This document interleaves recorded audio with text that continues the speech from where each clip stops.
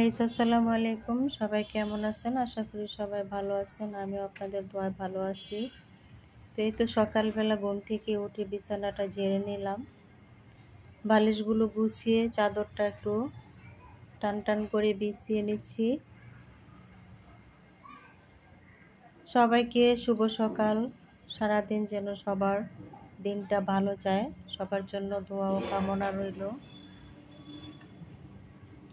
এখন আমি কালকে রাতে আমি কি এনেছিলাম, সন্ধ্যার সময় একটু বের হয়েছিলাম, আমরা এনেছি। আর এই যে ছোট ছোট আপেলটা, এই আপেলটা আমার পছন্দ, এটা নামছে, এটা এনেছি।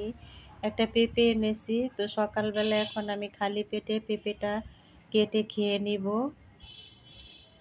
আমাকে ডাক্তার বলছে পেঁপে খেতে, বাদাম খেতে, সেজন্য এখানে কয়টা বাদামও ভেজে নিলাম। পেঁপে খেয়ে 4-5টা বাদাম খাবো,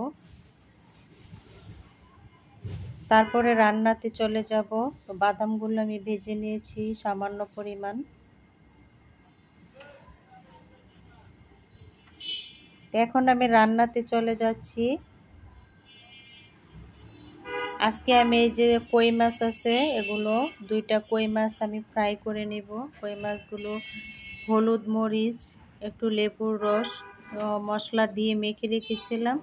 তো এখন আমি একটু চাউলের গুঁড়া ওপরে দিয়ে দিলাম, যাহাতে একটু মুচমুচে হয়। তো এখন আমি প্যানে বসাই দিছি, তেল দিয়ে দিলাম। প্যানে তেল দিয়ে এখন আমি মাছগুলো দিয়ে দিচ্ছি।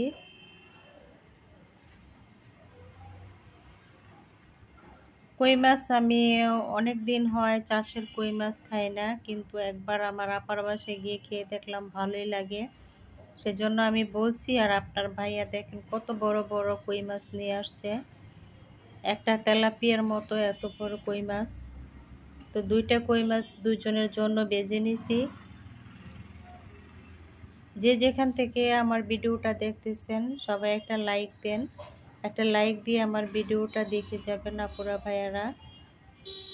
এই যে দেখেন আমার মাছগুলো প্রায় ভাজা হয়ে আসছে।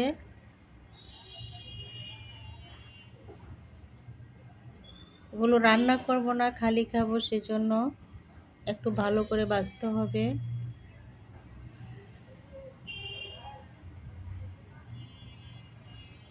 যে কোনো মাছ ভাজি, পুঁটি মাছ হোক, যে কোনো মাছ ভাজি আমার ভালো লাগে। এই যে ভাজা হয়ে গেছে, আমি কয়েকটা পুঁই শাক এর সাথে ভেজে নিছি, আর পেঁয়াজ কাঁচামরিচ ভেজে নিছি। তো এই তো হয়ে গেল আমার কই মাছ ভাজা রেসিপি। কেমন হয়েছে জানাবেন। আর একটা তরকারি রান্না করব আমি।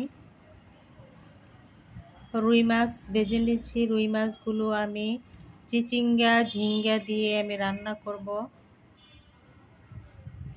কই চিচিঙ্গা দিয়ে রান্না করব। প্যানে পেঁয়াজ তেল দিয়ে দিলাম, ভাজা ভাজা করে নিচ্ছি। এখন মশলা দিয়ে দিচ্ছি আমি পরিমাণ মতো আদা, রসুন, মরিচটা আমাকে কম খেতে বলেছে, সেজন্য মরিচ কম দিয়েছি। সব কিছু মশলাই কম কম খেতে বলেছে। এখন আর আমি লাল করে তরকারি রান্না করতে পারবো না। তরকারিগুলো আমি মশলাতে দিয়ে দিচ্ছি। আমার তরকারি এখন লাল হবে না, যেহেতু আমাকে মরিচ খেতে নিষেধ করেছে। সামান্য পরিমাণ যে কোনো মশলা দিয়ে আমি রান্নাগুলো করতেছি। সবাই আমার ভিডিওটা দেখবেন, কেউ টেনে টেনে দেখবেন না, কেউ স্প্যাম কমেন্ট করবেন না। সবসময় বলি কেউ স্প্যাম কমেন্ট করবেন না, তারপরও আপুরা স্প্যাম কমেন্ট করে, ভিডিওর নিচে কমেন্ট করে স্প্যাম কমেন্ট, সেগুলো আমার ডিলিট করতে হয়। তরকারিগুলো কষানো হয়ে গেছে, এখন পরিমাণ মতো পানি দিয়ে দিব।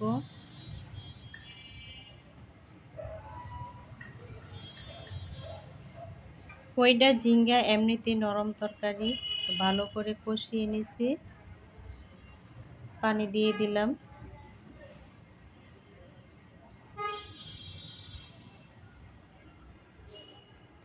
ছোট ছোট ভিডিও দেই, তারপরও আমার ভিডিও কেউ দেখে না। 60-70 জনে যদি ভিডিও দেখে তাহলে কি হয়, আমি অনেকের ভিডিও দেখি, তারা আমার ভিডিও দেখতে আসে না। জানি না কেন আসে না, সবাই লাইভ নিয়ে ব্যস্ত থাকে, কারো ভিডিও কেউ দেখার সময় পায় না।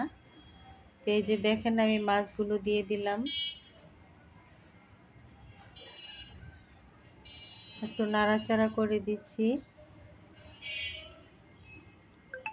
আমার ভিডিওটা কেমন হয়েছে সবাই কমেন্টস করে জানাবেন। সবাই ভালো থাকবেন, যে যেখানে আছেন সবার জন্য দোয়া করি। আর সবাই বেশি বেশি পানি খাবেন। আমাদের শরীর সুস্থ রাখার জন্য একমাত্র পানি আমাদের ভরসা। বেশি বেশি পানি খেতে হবে, ভাজা পোড়া খাবার থেকে দূরে থাকতে হবে। সব আপু ভাইয়াদেরকে বলছি। তো আমার রেসিপি রান্না কিন্তু হয়ে গেছে।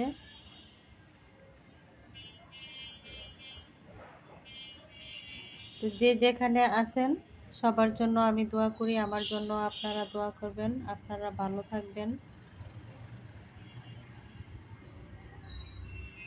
সবার সুস্বাস্থ্য কামনা করি।